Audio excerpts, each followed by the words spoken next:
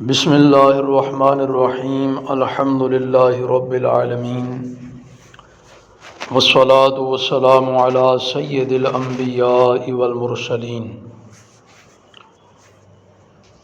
حضرت سیدنا عقبہ بن عامر رضی اللہ تعالی عنہ بیان فرماتے ہیں کہ رسول اللہ صلی اللہ تعالی علیہ وآلہ وسلم کو ایک ریشمی قبا تحفے میں پیش کی گئی۔ بقیہ حدیث پاک سننے سے پہلے یہ بات ذہن میں رکھیں کہ یہ حدیث پاک یہ واقعہ تب کا ہے جب مردوں کے لیے ریشم کی ممانعت نہیں آئی تھی۔ مردوں پر اس وقت ریشم کا پہننا یہ حرام نہیں تھا۔ یہ بھی یاد رکھیں کہ مردوں کے لیے ریشم کا کپڑا اور سونا یہ مردوں کے لیے پہننا حرام ہے، منع ہے، اور عورتوں کے لیے جائز ہے۔ تو حضرت عقبہ بن عامر رضی اللہ تعالیٰ عنہ فرماتے ہیں کہ رسول اللہ صلی اللہ تعالیٰ علیہ وآلہ وسلم آپ کو ایک ریشمی قبا تحفے میں پیش کی گئی۔ تو نبی رحمت علیہ الصلاۃ والسلام نے اسے پہنا، زیب تن کیا اور نماز پڑھائی، اور جب نماز مکمل ہوئی تو رسول اللہ صلی اللہ تعالیٰ علیہ وآلہ وسلم نے اسے بڑی تیزی کے ساتھ اتارا کہ جیسے آپ اس سے ناگواری محسوس کرتے ہوں، اور نہ صرف اتارا بلکہ اتار کر کے اسے پھینک دیا، اور پھر ارشاد فرمایا کہ یہ متقیوں کے لیے مناسب نہیں ہے۔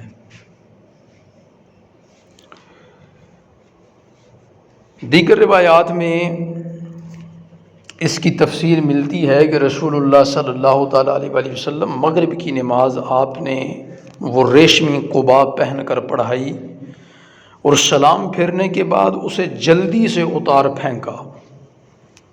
صحابہ کرام رضوان اللہ تعالیٰ علیہ مجمعین نے عرض کی، یا رسول اللہ صلی اللہ تعالیٰ علیہ وآلہ وسلم، آپ نے اسے پہنا، پھر اس میں نماز ادا کی، پھر کراہت کے ساتھ، ناگواری کے ساتھ اس کو اتار کر کے پھینک دیا۔ تو اللہ کے نبی علیہ الصلوۃ والسلام نے ارشاد فرمایا کہ یہ متقیوں کے لیے مناسب نہیں۔ سب سے پہلے ایک وضاحت جو میں نے کر دی کہ یہ تب کی بات ہے جب ابھی ریشم کا لباس مردوں کے لیے حرام نہیں ہوا تھا، منع نہیں ہوا تھا، یہ تب کی بات ہے۔ اس کے باوجود رسول اللہ صلی اللہ تعالیٰ علیہ وآلہ وسلم نے اسے پسند نہیں فرمایا،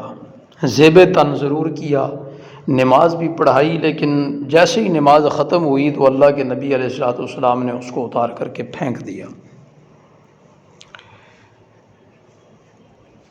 تو اس حدیث پاک میں ایک بڑی غور طلب بات ہے، اور وہ یہ کہ بعد میں حضور علیہ الصلوۃ والسلام نے فرمایا یہ متقیوں کے لیے مناسب نہیں ہے۔ تو آج کچھ لوگ اہل تصوف، صوفیاء، مشائخ، ولی، اللہ رب العزت کے دوست، اللہ کے محبوب، متقی، پرہیزگار، تقوی اختیار کرنے والے، وہ سادہ لباس استعمال کرتے ہیں اور عمدہ لباس سے کنارہ کشی اختیار کرتے ہیں، اور بعض نام نہاد پڑھے لکھے جاہل پھر ایسے لوگوں کو تانے مار رہے ہوتے ہیں کہ یہ اللہ کی نعمتوں کا انکار کرنے والے ہیں، اللہ نے ان سے اپنی نعمتیں چھین لی ہوئی ہیں، اللہ رب العزت نے توفیق ہی نہیں دی کہ یہ رب کی نعمتیں استعمال کر سکیں۔ اللہ کے بندو، حدیث پاک پر غور کرو، جب ریشمی لباس ابھی منع نہیں ہوا تھا، مردوں کے لیے حرام نہیں ہوا تھا، اس وقت بھی اللہ کے نبی علیہ الصلوۃ والسلام اس عمدہ لباس کو اتار کر کے پھینک رہے ہیں اور ارشاد فرما رہے ہیں کہ یہ متقیوں کے لیے مناسب نہیں، جو رب کی بارگاہ میں تقوی اختیار کرتے ہیں یہ ان کے لیے مناسب نہیں۔ تو یہ اہل تصوف، اولیاء، مشائخ، روحانی بزرگ، پیشوا،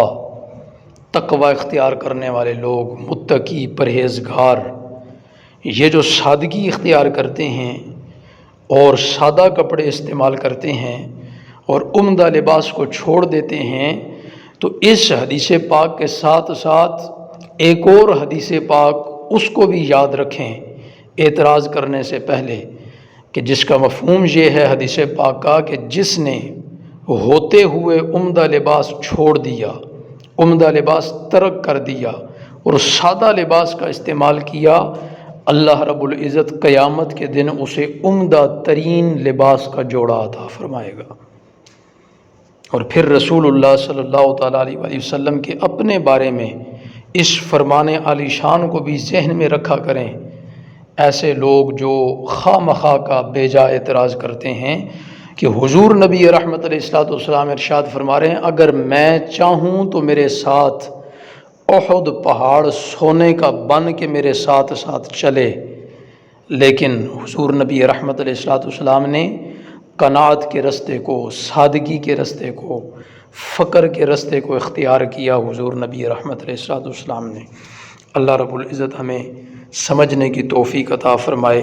جس طرح کہ اس سے پہلے ایک حدیث پاک بیان ہو چکی کہ آپ اگر عمدہ لباس پہنیں فضول خرچی نہ کریں، عمدہ لباس پہنیں فخر و غرور نہ کریں، عمدہ لباس پہنیں تکبر نہ کریں، عمدہ لباس پہنیں لیکن آپ ان ساری خرافات سے بچے ہوئے ہوں تو حرج بھی کوئی نہیں، شریعت اس کی اجازت دیتی ہے، کیونکہ اللہ کے نبی علیہ الصلوۃ والسلام نے اس بارے میں ارشاد فرما دیا۔ لیکن یہ بھی حضور علیہ الصلوۃ والسلام نے ارشاد فرما دیا کہ یہ متقیوں کے لیے مناسب نہیں۔ تو اب اگر کوئی متقی، تقوی، پرہیزگاری اختیار کرنے والے جو لوگ ہیں اگر وہ بھی عمدہ لباس استعمال کرتے ہیں تو اس کی اجازت ہے۔ ایسا نہیں کہ اب جو تقوی اختیار کرے گا یا صوفی وہی ہوگا جو پرانے پھٹے کپڑے پہنے گا، جس کا لباس سادہ ہوگا وہی متقی ہوگا، اس کے علاوہ کوئی متقی نہیں ہو سکتا۔ تو یہ ساری باتیں ذہن میں ہونی چاہیے۔ اللہ رب العزت ہمیں فضول اعتراضات کرنے والوں کی شر سے بھی محفوظ فرمائے اور حدیث مبارکہ کے مطابق اپنا لباس بہترین رکھنے کی اللہ میں توفیق عطا فرمائے۔ اگر لباس پرانا بھی ہو، اگر لباس سادہ بھی ہو، لیکن دھلا ہوا ہونا چاہیے، صاف ستھرا ہونا چاہیے، کیونکہ صفائی نصف ایمان ہے۔ اللہ رب العزت ہمیں ان ساری باتوں کا خیال رکھنے کی توفیق عطا فرمائے۔ وآخر دعوانا ان الحمد للہ رب العالمین۔